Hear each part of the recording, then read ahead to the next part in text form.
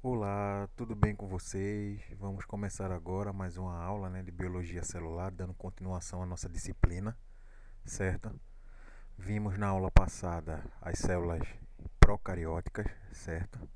E agora nós vamos ver um pouco sobre células eucarióticas. Lembrando que essa aula é bem curtinha, certo? Curtinha por quê? Porque o foco da nossa disciplina vão ser as células eucarióticas, certo? Então, tudo que a gente vai ver aqui nessa aula é só um prelúdio para o que a gente vai ver no decorrer da disciplina, certo? Então, não vou entrar em tantos detalhes sobre cada parte dessa daí, porque a gente vai ver elas bem mais detalhadas no decorrer do curso, beleza? Vamos lá então. Primeiro eu pergunto a vocês o que é uma célula eucariótica. A gente viu o que era uma célula procariótica, né? Que são basicamente as bactérias e as árqueas, certo? E as células eucarióticas, o que é que são? Hein? A gente tá vendo aí um desenho dela aí, né? Uma célula bem complexa, né? A gente tá vendo várias partes aí, ó, membrana, citoplasma e núcleo, né? Que todas as células, independente dela ser procariótica ou eucariótica, todas elas têm essas três estruturas, certo? E várias organelas aqui, principalmente dentro do citoplasma, beleza? Então, ó, essa célula eucariótica, né, é a célula que compõe todos os animais, basicamente, inclusive nós humanos, certo? A origem dessas células, ela é bem debatida até hoje, certo? E ainda não é definido, né, como é que ela surgiu. Existem várias teorias, vários pontos de pensamento, né, sobre essa questão aí. Nós vimos que as primeiras células que surgiram no planeta foram as células procarióticas, beleza? Então, dessas células procarióticas, o que se sabe é que derivou-se o quê? Os eucariotas, certo? Só que também não se sabe se os eucariotas surgiram uma vez só na história evolutiva do planeta ou se eles surgiram mais de uma vez, certo? Porque como se trata de organismos unicelulares, você não consegue ter registro fóssil detalhado desse tipo de organismo. É muito difícil você conseguir encontrar microfósseis, ainda mais dos primórdios do nosso planeta. Lembrando que tudo, principalmente o fóssil, ele é formado, né, através da incrustação em rocha, né, de algum organismo vivo, né, de matéria orgânica. Só que com o decorrer dos anos, dos séculos, aí, dos milênios, né, essas rochas elas vão sendo erodidas, vão sendo degradadas, certo? E fica muito difícil de você conseguir achar um tipo desse de fóssil, né? Desses primórdios aí. É bem mais complicado. Então, você não se tem uma confirmação assim, surgiu tal período da história da Terra, os eucarióticos. Não se consegue afirmar isso com certeza, certo? Como eu falei, existem várias teorias, vários debates até hoje sobre isso. Beleza?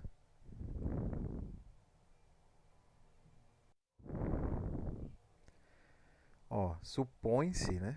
Como eu falei, que existem algumas teorias, né? As mais importantes são essas que eu vou falar, que os eucarióticos, né? Os seres eucariotos, eles surgiram uma única vez na história da Terra. Como eu falei, tem sempre o outro lado de pensamento, né? Que diz que ele pode ter surgido outras vezes, né? No decorrer do desenvolvimento da Terra. Mas a mais aceita é que os eucariotos eles surgiram uma vez só, a partir dos procariotos, né? Como a gente vê no desenhozinho lá embaixo, né? A gente tem o primeiro ser vivo, que é aquele progenoto, né? Que foi gerado através da combinação aleatória de elementos químicos que tinha na atmosfera terrestre, com alguns elementos que vieram através de cometas, né? Do espaço, de meteoros, junto com eletricidade, junto com a água, né? Todas essas combinações aí fizeram surgir o que? O primeiro ser vivo, certo? E esse ser vivo ele evoluiu até se tornar a primeira célula procariótica, que foi o que a gente viu, que eram aquelas bactérias, certo? No caso, bactérias fotossintetizantes. Como não existia material orgânico naquela época, então você teria aqueles dois tipos de metabolismo, fotossintetizante e o quimiosintetizante, certo? Então, essas células eucarióticas surgiram logo depois dessas células procarióticas, certo? E se diversificaram para todos os tipos de seres vivos que a gente encontra hoje em dia no planeta. Então, ó, as mitocôndrias, né, que é uma organela que, como eu falei nessa aula, a gente não vai entrar tanto em detalhes, a gente vai ver, a gente vai ter uma aula só sobre mitocôndrias, né, sobre a origem endossimbiótica das mitocôndrias, né. As mitocôndrias, elas são organelas que são responsáveis pela produção de energia nas células eucarióticas, certo? Então, essas mitocôndrias, elas podem ter surgido de duas maneiras, certo? A que é mais aceita é aquela hipótese de que essas mitocôndrias elas surgiram de seres procarióticos, certo? As células eucarióticas primitivas absorveram, por exemplo, bactérias fotossintetizantes, né? E essas bactérias elas ficaram simples de uma maneira e formaram o quê? Uma simbiose, né? Uma simbiose com essas células e elas começaram a produzir energia para essas células. Isso é dado, né? Se afirmado por várias coisas, né? Por vários detalhes, como por exemplo, as mitocôndrias têm membrana própria, né? Membrana própria. Elas também possuem DNA, certo? É um DNA que é um DNA à parte do DNA do resto das células do corpo, certo? Então ela tem algumas dessas características que eu não vou entrar em tanto detalhe agora, como eu falei. Mas as mitocôndrias elas estão diretamente associadas com a evolução dos seres eucariotos, certo? Como eu falei, existem apenas duas hipóteses de como essas mitocôndrias estão associadas a esses seres, certo? Aqui a gente vê aquele esquemazinho, né, de um ser procariótica, um ser procarioto, certo? E desse ser procarioto surgiu os primeiros organismos eucarióticos, certo? A gente vai ver que uma das características principais dos seres eucarióticos é a presença de membrana recobrindo o núcleo, certo? A gente viu que o núcleo ela é a parte da célula que é responsável por guardar o material genético. Então é uma das partes mais importantes da célula, se não a mais importante, certo? Então, nesse primeiro esquemazinho aqui no primeiro desenho, a gente vê uma célula procariótica, a gente vê um material genético solto no centro do citoplasma ali, né, no que a gente chama de nucleoide. Depois a gente já vê um salto evolutivo aqui para uma célula eucariótica. E essa célula eucariótica, ela já tem o quê? A membrana revestindo o núcleo, ou seja, uma membrana protegendo o seu material genético, certo? Depois disso aí é que vem o quê? A inserção das mitocôndrias, que a gente vê os eucariotas com mitocôndrias, certo? E por que a gente fala tanto de mitocôndria quando está falando de células eucarióticas? Porque as mitocôndrias são as organelas mais específicas que existem dentro das nossas células e são bem mais importantes do que algumas outras, certo?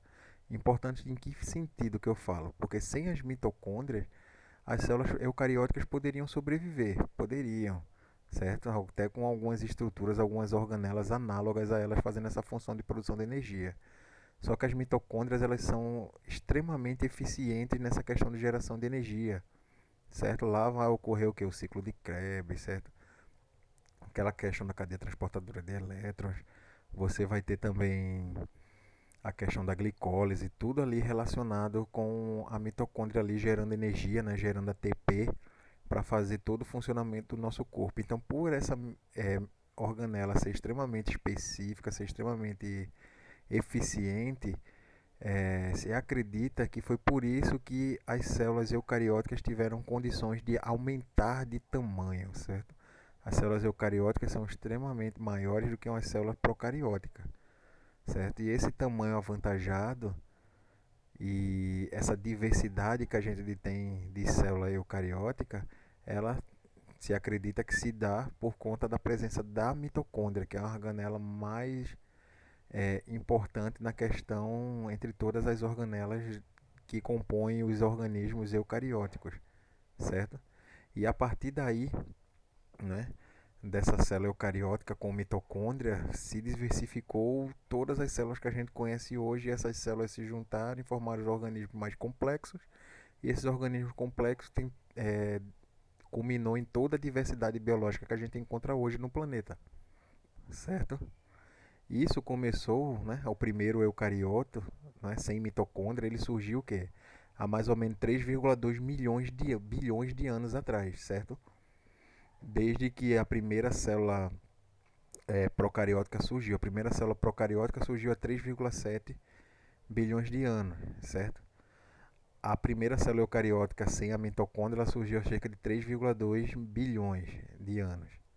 E já essa célula eucariótica com a mitocôndria, né, ela já surgiu que há cerca de 1,2 bilhão de anos. Então é muito tempo depois, né, que essas células eucarióticas fizeram a endossimbiose, né, desse organismo que deu origem à mitocôndria. A gente vai falar mais sobre endossimbiose na próxima aula, certo? Nas próximas aulas, certo? Então, toda a vida, né, todas as células que a gente conhece hoje em dia, independente do tipo de célula eucariótica, ela derivou dessa célula eucariótica aí sem mitocôndria que surgiu aproximadamente 3,2 bilhões de anos atrás, certo? E dessas células eucarióticas com mitocôndria ainda tem uma derivação dessas células que são as células eucarióticas com mitocôndria e cloroplasto, certo? Os cloroplastos são estruturas relacionadas com a fotossíntese, né, daqueles seres fotossintetizantes, certo? Que o cloroplasto ele vai ter o quê? A clorofila e dentro desses cloroplastos é que vai ocorrer a fotossíntese. A célula vai pegar o dióxido de carbono da atmosfera, certo? Vai pegar a água, vai pegar os sais minerais, né? O CO2, mais a energia do sol e vai transformar em glicose, vai transformar em açúcar, em carboidrato. Certo? Lembrando que isso aí não é uma característica que surgiu aí não, né? Essa questão dos fotossintetizantes não.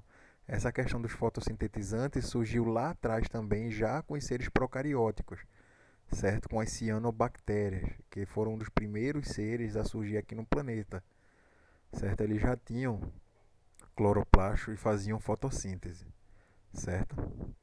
Então, isso é mais uma evidência de que tanto a mitocôndria quanto os cloroplastos foram absorvidos de organismos procarióticos, certo? Então, ó, que eu estava falando que existiam que duas hipóteses, né, da questão do surgimento das mitocôndrias. A primeira hipótese é que as mitocôndrias elas estão associadas diretamente com a evolução dos organismos eucariotos. Ou seja, supõe-se que se essas células primordiais, aquelas células eucarióticas primordiais, não tivessem absorvido ou não tivessem tido essa mitocôndria, certo? Não tivessem mitocôndria, essas células elas não teriam se diversificado tanto. Como eu falei, a mitocôndria é extremamente eficiente no trabalho que ela faz, que é a geração de energia, certo? Então, como a célula tem várias mitocôndrias e tem muita produção de energia, né, sem energia produzida com eficiência, essa célula ela pode crescer, ela pode se desenvolver, ela pode se reproduzir, ela pode se diversificar, se adaptar a vários meios ambientes diferentes, certo? Então, ó, a primeira hipótese é essa, que esses organismos, né, eles não teriam se desenvolvido tanto, nós não teríamos os seres procarióticos que nós temos hoje, se não fosse a mitocôndria, certo? Se essas células não tivessem desenvolvido essa organela. Então, as mitocôndrias, nessa primeira hipótese, elas estão associadas diretamente com a evolução dos seres eucarióticos, certo? Então, ó, qual é a outra hipótese que a gente tem? Ó, só lembrando aqui, mostrando aqui embaixo um pouquinho da teoria endossimbiótica, né? Que se postula que anteriormente a gente viu lá naquele outro desenho, né, que as células eucarióticas primitivas elas não tinham mitocôndria. Então, uma bactéria, né, um ser procariótico, ele foi absorvido, né, pelas células eucarióticas. E em vez dessa célula eucariótica digerir essa célula bacteriana, ou essa célula bacteriana matar essa célula eucariótica, elas formaram uma simbiose, certo? Uma relação simbiótica que era mutualística, certo? Que uma vai causar o quê? vai ter benefícios para ambas as células, certo?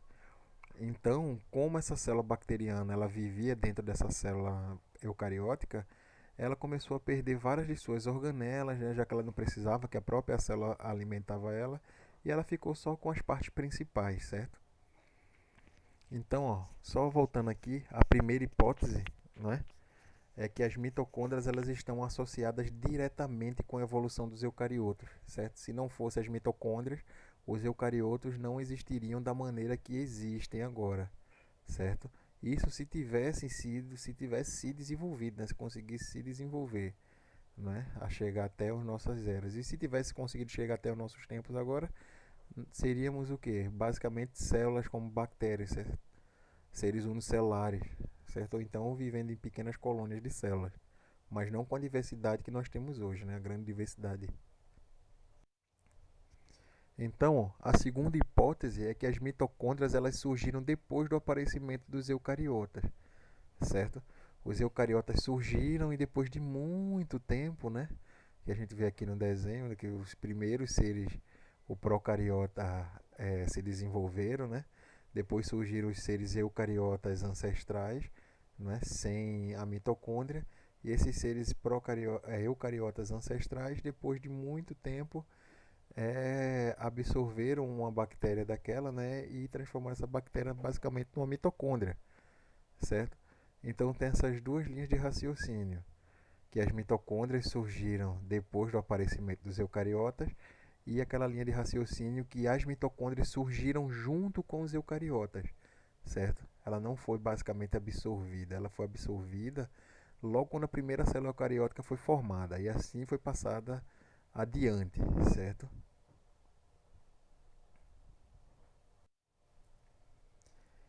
Então, o que é que significa o termo eucariota? Esse termo eucariota, ele tem origem do quê? Do grego, certo?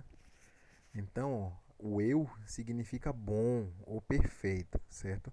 E o carion significa núcleo, certo? Então, a palavra eucariota significa núcleo perfeito. Agora, quando eu falo núcleo perfeito, o que é que isso quer dizer? Que ele não tem nenhuma falha? Isso não, né?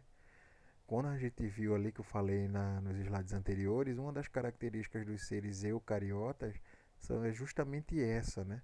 A característica de quê? De que esses seres eles têm um núcleo, não é? Recoberto por membrana, beleza? Então essa membrana ela vai proteger o material genético e vai deixar o núcleo ali bem definido dentro do citoplasma da célula, certo? Então por isso que a gente chama de núcleo perfeito, porque ele possui essa membrana. Essa membrana nós chamamos de carioteca, ok?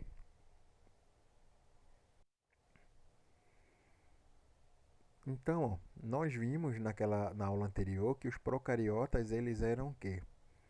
Dois grupos, né? Antigamente a gente tinha um reino Monera, né? Que tinha lá as bactérias e a gente viu depois que esse reino Monera ele foi dividido, né? Em dois reinos. A gente viu que foi dividido nos reinos de bactéria e árqueas, certo? A gente viu que as bactérias são essas bactérias comuns que nós encontramos aqui no nosso dia a dia, né? Escherichia coli, Staphylococcus aureus e tudo mais. E as arcas são aquelas bactérias que vivem em ambientes extremos, né? Como aquelas bactérias que vivem em fossas submarinas, que vivem em geleiras, certo? Que vivem em fontes termais e por aí vai. Já os eucariotas são todo o resto dos seres vivos que ocorrem no nosso planeta, certo? A gente viu que os procariotas eram basicamente unicelulares. Já os eucariotas, né, têm uma diversidade enorme, variando aí desde espécies unicelulares, né, como a gente vê em alguns protozoários, até espécies pluricelulares, multitecidos, certo? Bem evoluídas, como é o caso do ser humano, certo?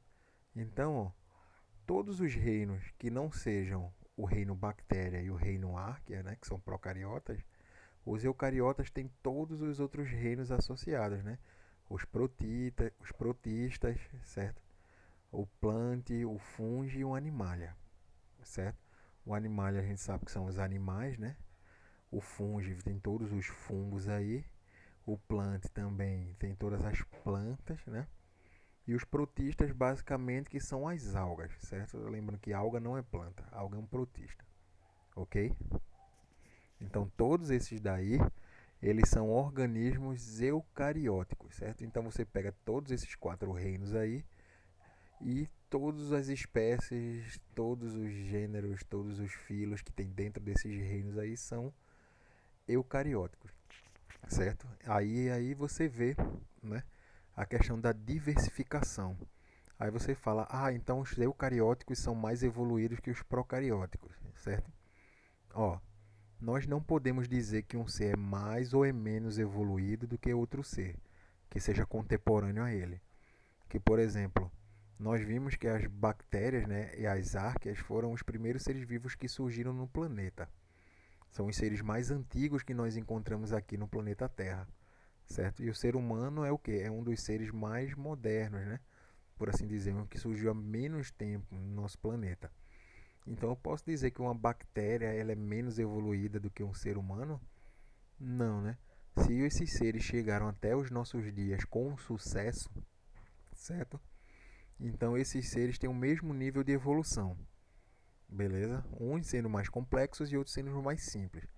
E a diferença dessa complexidade foi aqueles slides anteriores que a gente viu, né? Supõe-se que essa grande diversidade dos eucariotas seja dada justamente pelo aparecimento das mitocôndrias, certo? Pelo desenvolvimento dessas mitocôndrias, que possibilitou a célula eucariótica aumentar de tamanho, ter mais estruturas específicas para realizar várias funções específicas, certo? E por isso a gente tem toda essa diversidade que a gente vê aí, certo? Tanto essa diversidade de planta, de animais, de fungos, certo? De algas e tudo mais. Então, quais são as características das células eucarióticas? Lembrando de novo que eu não vou entrar em tanto detalhe sobre essas células não, né? Sobre essa aula, sobre essas características não, porque a gente vai ver cada característica dessa aí em uma aula específica para ela, certo? Então, a primeira característica de uma célula eucariótica que a gente vê aí são que as células eucarióticas elas são maiores que as células procarióticas, certo? Ou seja, uma célula humana é bem maior do que uma célula de Escherichia coli, certo? Que é uma bactéria. Beleza? Esse tamanho aí é o primeiro fator. Agora, por que esse tamanho todo? Aquilo que eu venho falando, né? A gente relaciona o desenvolvimento em tamanho, em quantidade de estruturas internas de uma célula bacteriana com uma célula eucariota por conta da presença do que? Da mitocôndria, das mitocôndrias. Então, ó, as mitocôndrias, como produzem muita energia para essa célula, como essa célula tem muita energia, essa célula consegue desenvolver várias organelas diferentes e, consequentemente, aumentar o seu tamanho, certo? Como as bactérias não têm tanta eficiência assim energética, por não possuírem basicamente uma mitocôndria como as células eucarióticas possuem, certo? Ela não tem tanta energia assim disponível para fazer tantas funções como as células eucarióticas fazem, certo? Então, por isso as células eucarióticas são maiores, bem maiores que as células procarióticas, certo? Lembrando que esse desenho aqui não está em escala não, mas dá para vocês perceberem que é bem maior, certo? Então, como eu falei, por ter mitocôndria e essas mitocôndrias gerarem muita energia, as células eucarióticas elas são muito mais compartimentadas que as células procarióticas. Ou seja, se você olhar o desenho aqui de uma bactéria, né, uma célula procariótica, e na figura do lado dela uma célula eucariótica, a gente vê que tem muito mais compartimento justamente na célula eucariótica, certo? Cada compartimento desse vai ter uma função diferente e específica, certo? Basicamente, a célula procariótica é só um espaço vazio, né? Dentro, um espaço vazio não, um espaço com citoplasma, né? E o material genético e poucas organelas ali dentro, certo? Dentro da parede celular, dentro da membrana plasmática desses seres. Então, outra característica é que as células eucarióticas elas possuem uma grande variedade de membranas e organelas, certo? Como eu falei, por ela ter essa organelazinha chave aí, falando bastante de mitocôndria, certo? Elas vão ter bastante energia para desenvolver várias funções diferentes. É como você tem uma casa muito grande, certo? Você tem uma casa normal, você mesmo dá conta de fazer as coisas dentro da sua casa, certo? Quando você tem uma casa muito grande, por exemplo, uma fazenda, você sozinho não consegue dar conta. Você precisa de várias pessoas diferentes para cada uma realizar uma função diferente, né? Você contrata aí seus empregados para fazer isso, certo? Então, para fazer isso, né, para pagar os empregados, você vai precisar de muito dinheiro, né? Você tem que ser rico. Então, é como se fosse uma célula eucariótica. Essa célula eucariótica, ela tem muito dinheiro, né, que é a energia, né, que a gente precisa para sobreviver, certo? Então, como ela tem muita energia, energia de sobra, ela pode pegar e desenvolver organelas específicas para cada função, certo? Você não precisa fazer uma organela fazer mais de uma coisa, não necessariamente, certo? Porque é aquela coisa, né? Você geralmente faz uma coisa bem feita, você faz mais de uma coisa não tão perfeita, né? Coisa meia boca. Então a célula eucariótica tem essa questão aí, que ela pode, né? E ela faz, ela desenvolveu evolutivamente, né, com o passar dos séculos, né, daí, dos milênios, organelas específicas para um monte de função, certo? Diferente das células procarióticas, beleza? E a maioria dessas organelas, elas são revestidas por membrana. Então, por isso que as células eucarióticas têm uma porção, né, uma variedade de membranas. Já as células procarióticas, a gente só tem basicamente a membrana plasmática, beleza? O resto é tudo solto dentro do citoplasma, certo? Então, ó, chegamos à principal característica que a gente consegue dividir, diferenciar uma célula procariótica de uma célula eucariótica, né? Quando você viu lá na escola, né, no ensino médio, não é que esteja errado, nem que está certo, não. Tem várias outras características que a gente viu, né, até agora. A gente vai ver mais algumas características. Mas é uma das principais características que diferenciam uma célula procariótica de uma célula eucariótica, que é justamente o núcleo dessas células serem envolvidos por membrana, certo? Então, esse núcleo, além da membrana plasmática que tem ao redor da célula toda, né, segurando o citoplasma, o núcleo ele é envolvido por uma membrana nuclear, certo? E essa membrana nuclear nós chamamos de carioteca, certo? Que é a membrana que vai revestir o núcleo. Então, quando a gente fala de diferenças entre procariotos e eucariotos, basicamente a gente está se referindo à questão da presença da membrana nuclear, né, da carioteca. E lembrando que isso não é a característica principal, mas é uma das características mais citadas e que provavelmente alguns de vocês lembram ainda do ensino médio, do ensino fundamental, essa característica aí, né? Que a gente fala das células procarióticas e eucarióticas, certo? Então, quando perguntarem a vocês qual é a diferença básica entre uma célula eucariótica e uma célula procariótica, é a presença de membrana recobrindo o núcleo. Agora eu pergunto a vocês, muita gente tem uma definição errada que diz a célula procariótica não tem núcleo e a célula eucariótica tem núcleo. E não é isso que ocorre. Ambas as células têm núcleo. Lembra daquelas primeiras aulas que a gente viu da disciplina? Que as características básicas para qualquer tipo de célula, quando eu falo qualquer, é qualquer um mesmo. Para qualquer tipo de célula, essas células terem membrana plasmática, citoplasma e núcleo. Então, se essas características existem em qualquer tipo de célula, certo? Então, a célula bacteriana, as células procarióticas, como é que elas não podem ter núcleo? Toda célula tem núcleo. Agora, algumas células têm um núcleo revestido por membrana, que é o caso das células eucarióticas, e algumas células têm um núcleo não recoberto por membrana, certo? Que é o caso das células procarióticas. Porém, tanto a célula procariótica quanto a eucariótica, todas as duas possuem núcleo, certo? Sendo recoberto por membrana ou não, Beleza?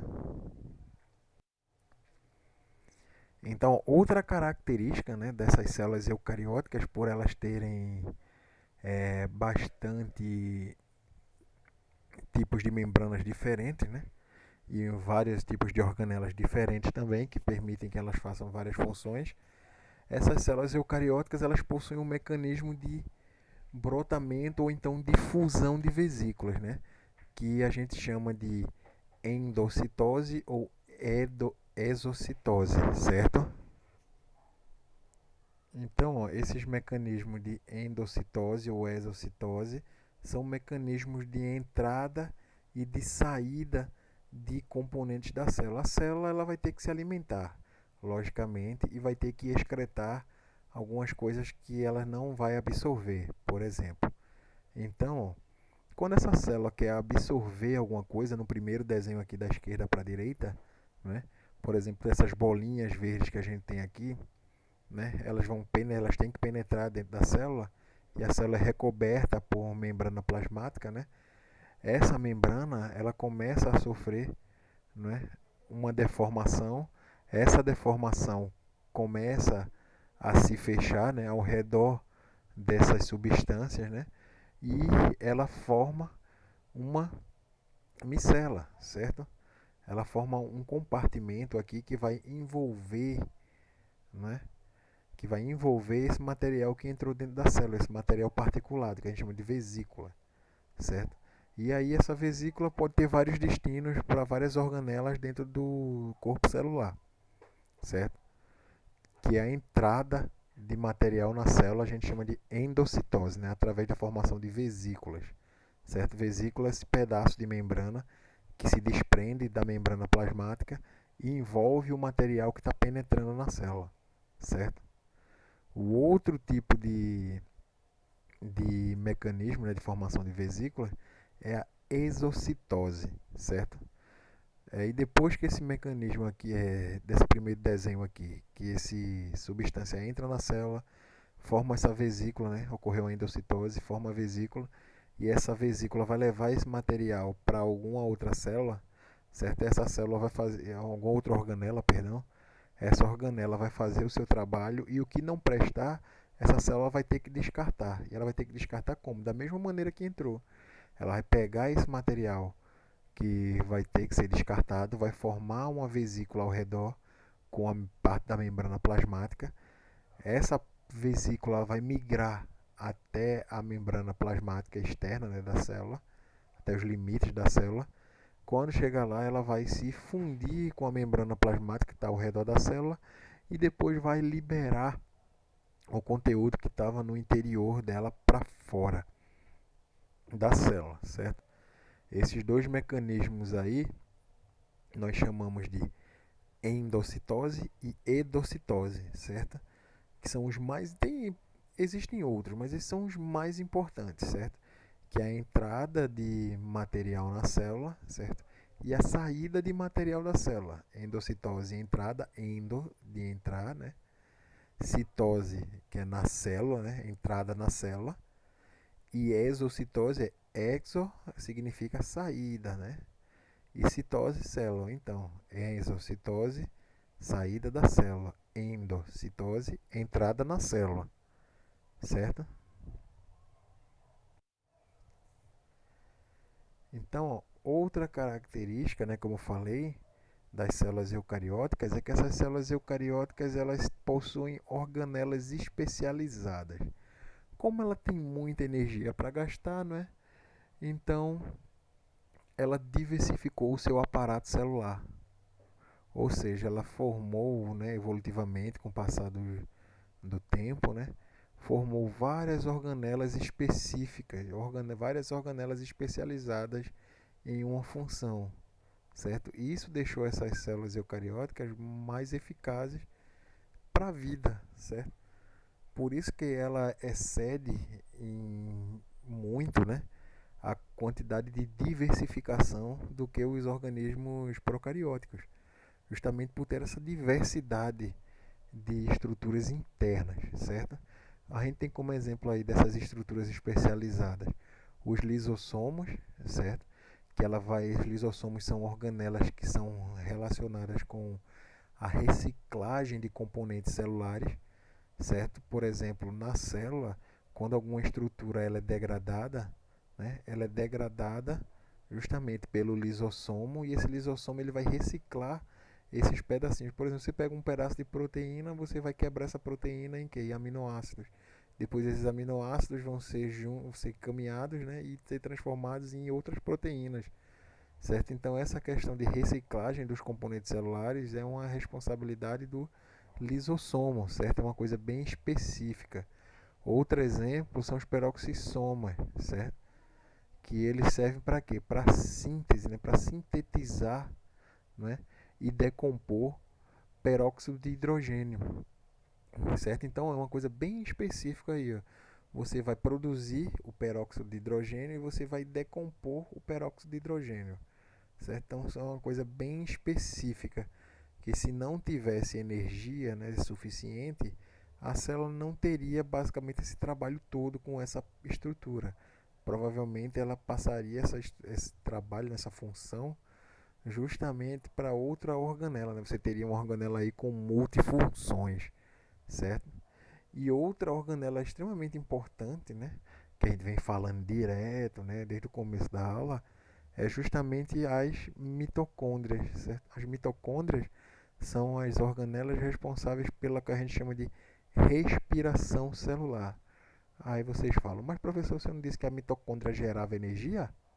Se gera.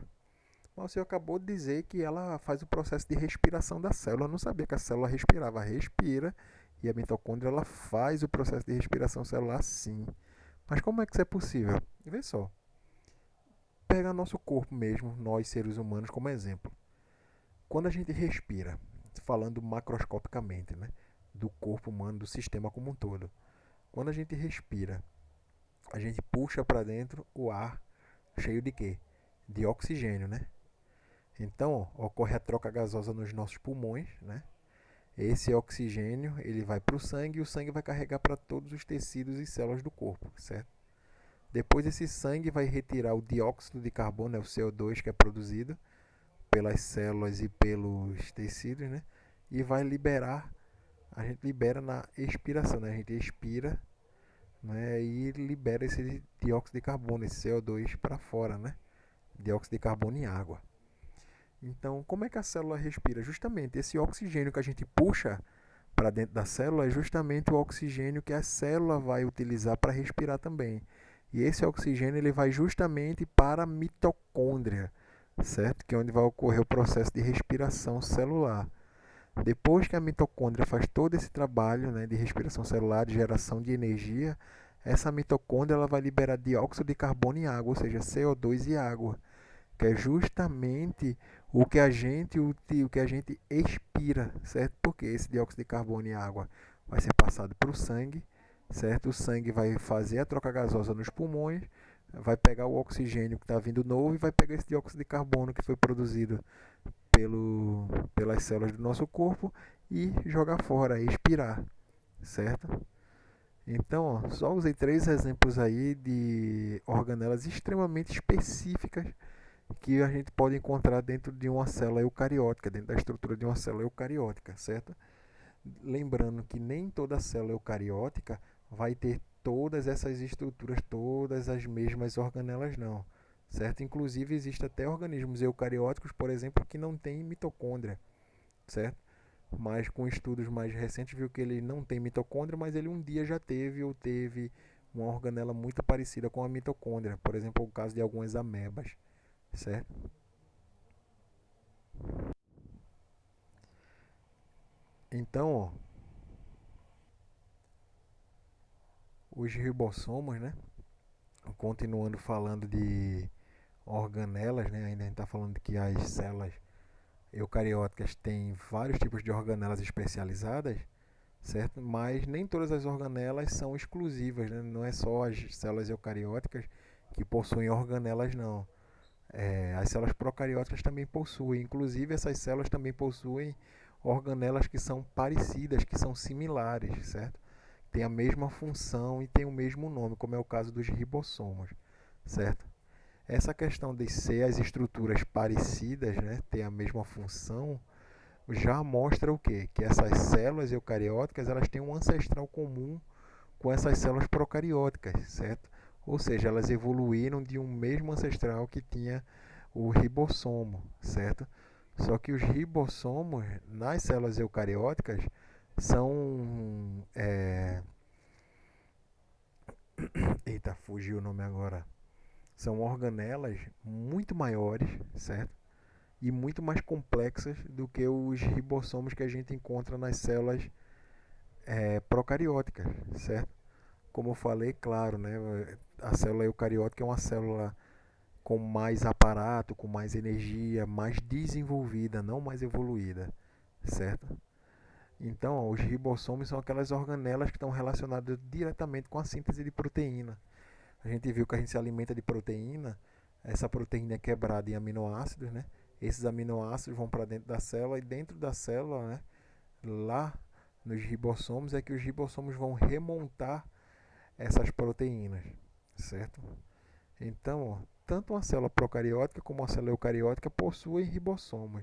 Só que as células procarióticas têm um ribossomo mais simples, certo? Menor. E as células eucarióticas têm um ribossomo bem maior, certo? E bem mais complexo. Até porque a quantidade de proteínas que a célula eucariótica tem que produzir, certo? É bem maior do que uma quantidade de proteínas que a célula procariótica tem que produzir, certo? Até por questão de ser maior, certo? Feito aquela que você tem uma pessoa pequena, geralmente uma grande. Quem come mais é uma pessoa maior, quem consegue aguentar mais é o maior. Aí você vê, professor, mas tem fulaninho que é pequeno, come que só uma praga. Sim, mas é exceção. Ela pode comer muito, mas dentro da quantidade dela, certo? Ela não consegue comer mais do que uma pessoa muito maior do que ela, não. Porque ele tem um estômago muito maior, uma estrutura óssea, uma estrutura de órgãos muito maior do que uma pessoa pequena, certo? Você não consegue colocar 2 litros de água dentro de uma garrafa de 1 litro de água, certo? Então, ó, outra característica das células eucarióticas é a presença do citoesqueleto. Como o nome já diz, cito, célula, esqueleto, esqueleto. Então, citoesqueleto é o esqueleto da célula, certo? Como a célula eucariótica ela é muito maior, certo? Tem muito mais estruturas do que as células procarióticas, as células eucarióticas elas precisam ter uma estrutura que mantenha a célula no seu formato normal, não deixe que a célula imploda sobre ela mesma, certo? Então essa estrutura é justamente o que a gente chama de citoesqueleto, beleza? Tem a mesma função do esqueleto da gente, né? Que é dar sustentação, ajudar na movimentação e dar o arcabouço, ou seja, o formato da célula, certo? Então, ó, esse citoesqueleto, ele é composto por quê? Por osso, é? Não, o osso da célula, né, o citoesqueleto, que existe dentro da célula, ele é composto por proteínas, certo? Nós chamamos de redes ou sistemas de proteínas, certo? São 2 sistemas, né, que a gente tem. É o sistema de actina e miosina e o sistema de microtúbulos, certo? Esses 2 sistemas de proteínas aí, tanto a actina e miosina e os microtúbulos, são o que vão formar o que a gente chama de citoesqueleto, certo? E como eu falei, esse citoesqueleto está relacionado com o formato da célula, as mesmas funções basicamente que o esqueleto do humano, no esqueleto macroscópico que a gente fala tem, o citoesqueleto da célula também tem, certo? Por exemplo, dá o formato da célula. Ou seja, caso a gente vai ter células de formatos diferentes. Por exemplo, você pega uma célula hepática, vai ter um formato geralmente grande, meio redondinha. Você vai pegar uma célula neuronal, né, um neurônio, você vai ter um formato totalmente diferente, bem diferente mesmo. Então, tudo isso é conseguido por conta da presença do citoesqueleto, certo? O citoesqueleto também ele está relacionado diretamente com a divisão celular, certo? A célula para se dividir ela vai ter parte do citoesqueleto puxando, por exemplo, os cromossomos, metade de um cromossomo para um lado e metade do cromossomo para o outro. Que isso a gente vai ver quando a gente tiver aula de mitose e de meiose, certo? O movimento celular também, quem é responsável pelo movimento celular é justamente o citoesqueleto. Você tem, por exemplo, os espermatozoides. A base desses espermatozoides da cauda é basicamente formada por elementos do citoesqueleto da célula, certo? O transporte de vesículas também, lembra aquela vesícula que a gente mostrou da fagocitose, da pinocitose e da exocitose? É esse movimento dentro da célula dessas vesículas, quem vai fazer, quem vai conduzir essas vesículas para os locais corretos ou para a saída da célula ou para dentro de algum organelo é justamente o citoesqueleto também, certo? Além de transportar essas vesículas, ele também pode fixar as organelas no local correto. Porque se você não tivesse o citoesqueleto para fixar essas organelas nos locais corretos, essas organelas por gravidade, querendo ou não, elas iam decantar, ficar lá no fundo, tudo aglomerado um em cima da outra e você ia ter um colapso do sistema aí, né? Certo? Então, ó, o citoesqueleto está relacionado basicamente com isso aí, ó, com o formato da célula, com a forma da célula, com a divisão celular, né, que é a reprodução celular, que a célula vai se dividir e se transformar em duas, seja a mitose ou meiose, o citoesqueleto está relacionado com as duas, certo? O movimento celular, que algumas células elas têm movimento, e o transporte de vesículas, certo? Que é o transporte daquelas bolsinhas que são formadas para entrar, para entrada e saída de materiais da célula, de dentro da célula. Então, dentro do núcleo lá, né, que a gente falou que o núcleo da célula eucariótica ele é composto por membrana, ele é reforrado por membrana e essa membrana ela vai proteger o material genético, que é o DNA, que o DNA vai estar lá dentro, né, do núcleo. Então, ó, esse DNA ele é revestido por proteína. A gente viu na célula, como característica, né, das células procarióticas que o DNA dele, os cromossomos das células procarióticas não possuíam estonas, certo? Estonas são essas proteínas aí que vão enrolar basicamente o DNA, certo? As estonas e a cromatina vai formar a cromatina, certo?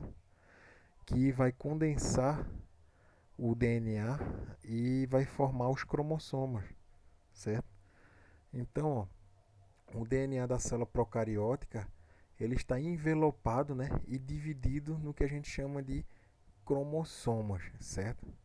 Não que a célula procariótica não vai ter. A gente viu que a célula procariótica ela tem sim o cromossomo, só que geralmente são cromossomos circulares, certo? O cromossomo da célula eucariótica claramente não é um cromossomo circular. Tem esse formatozinho de H aí, certo? Todos os cromossomos. Então essa é outra característica, né? Então, como eu falei, na questão da divisão celular, né? As células eucarióticas, elas podem realizar dois processos de divisão celular diferentes. Um processo que a gente chama de mitose e o outro processo que nós chamamos de meiose, certo? A mitose ela vai ocorrer nas células somáticas, certo? E a meiose nas células reprodutivas. O que é célula somática? Ou melhor, eu pergunto a vocês, o que é a célula reprodutiva? Tanto do homem quanto da mulher. A célula reprodutiva do homem é o espermatozoide, certo? A célula reprodutiva da mulher é o óvulo, certo? Tirando esses dois tipos de células aí, todo o resto das células que nós encontramos no nosso corpo são células que nós chamamos de somáticas, certo? Somáticas vem de soma, de corpo, certo? Então, ó, melhor do que explicar o que é uma célula somática, é melhor explicar o que não é uma célula somática. Pega todo o corpo aí do ser humano ou de qualquer animal, certo? A célula que serve para reprodução, a célula sexual, que é o que? Espermatozoide e óvulo, elas são células reprodutivas, certo? Então, ó, todo o resto das células são células somáticas. Então, a mitose ela vai ocorrer nas células somáticas e a meiose ela vai ocorrer somente nas células reprodutivas, beleza? Na mitose, que acontece nas células somáticas dentro do corpo, quando uma célula se divide, ela vai se dividir em duas células exatamente iguais, com o mesmo número de cromossomos que a célula anterior tinha, que a célula mãe tinha, certo? Uma célula mãe vai dar origem a duas células filhas. A gente vê aqui no primeiro desenho, né, no primeiro esquema aqui, a gente tem ó, mitose e meiose, certo? Na mitose, a gente vê aí ó, que no centro da célula, no núcleo, a gente está vendo os cromossomos, certo? E amarelinho aí nós estamos vendo o citoesqueleto, certo? Formando o fuso mitótico. A gente vê ó, que na hora da reprodução, o citoesqueleto ele puxa os cromossomos, metade de cada cromossomo para um lado, certo? E a metade para o outro. Só que quando acaba o processo de divisão celular, a célula, as células filhas vão estar com o mesmo número de cromossomos que as células mãe, certo? A célula que deu origem a ela. Já do outro lado ali, ó, a meiose, né? Na meiose, no final da divisão celular, né, você vai ter a célula filha com a metade do material genético da célula mãe, ao contrário da mitose, certo? Então, a meiose, que acontece nas células reprodutivas, né, no espermatozoide e no óvulo, vai sair com a metade do material genético. Mas por que vai sair com a metade do material genético? Porque a outra metade do material genético vai ser encontrado no óvulo, certo? O espermatozoide vai carregar metade e o óvulo vai carregar outra metade. Então, quando ocorre a fecundação e é gerado um embrião, a criança que se desenvolve, ela vai ter a metade do material genético do pai e a metade do material genético da mãe, por conta dessa função aí, certo? Então, ó, mitose acontece nas células somáticas e meiose nas células reprodutivas, certo? Na mitose, as células filhas vão ter o mesmo número de cromossomos e a mesma quantidade de material genético que as células mães. E na meiose, as células filhas vão ter a metade do material genético que a célula mãe tinha, certo?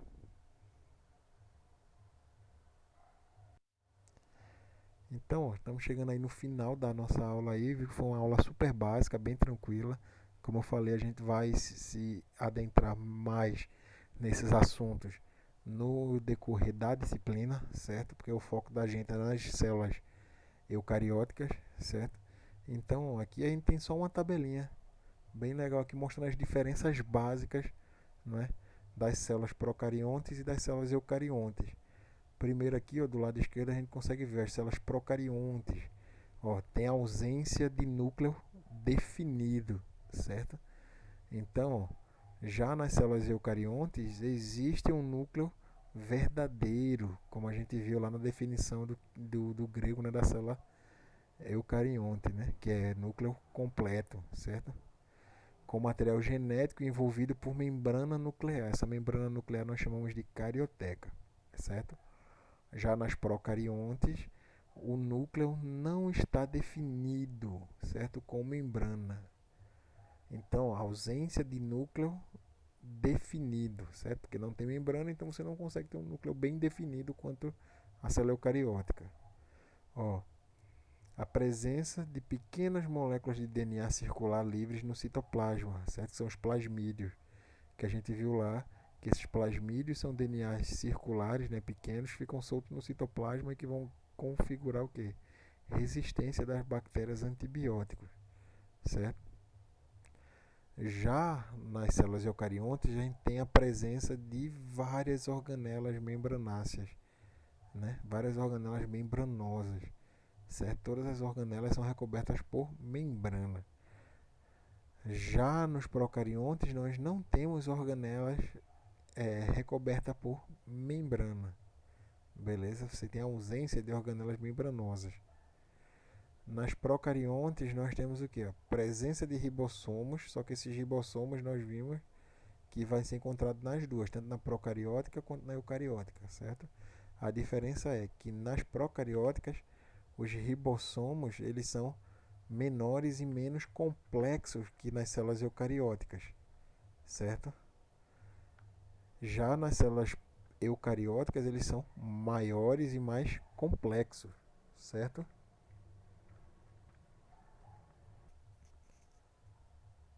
Aí também a gente vê que nas células procariontes não existem citoesqueleto, certo?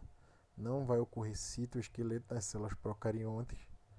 Quem vai dar a rigidez na estrutura, o formato da estrutura das células procariontes é justamente o que?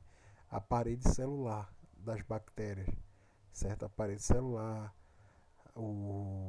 a cápsula em algumas bactérias, certo? Então é justamente essa estrutura nas bactérias, nos seres procariotos, que vai ter a mesma função quase que o citoesqueleto nas células eucariontes, certo? Então, quais são os exemplos de células eucariontes e de células procariontes? Das células procariontes, nós temos o que? As bactérias e as arqueias. Qualquer tipo de bactéria, qualquer tipo de arqueobactéria são exemplos de seres procariontes. Então, todo o resto dos seres vivos que não sejam bactérias ou arqueias, todo o resto vai ser eucarionte, certo? Aí você tem os animais, as plantas, os fungos, certo? E tudo mais. Então é isso, gente. Vamos ficando por aqui na aula de hoje, certo?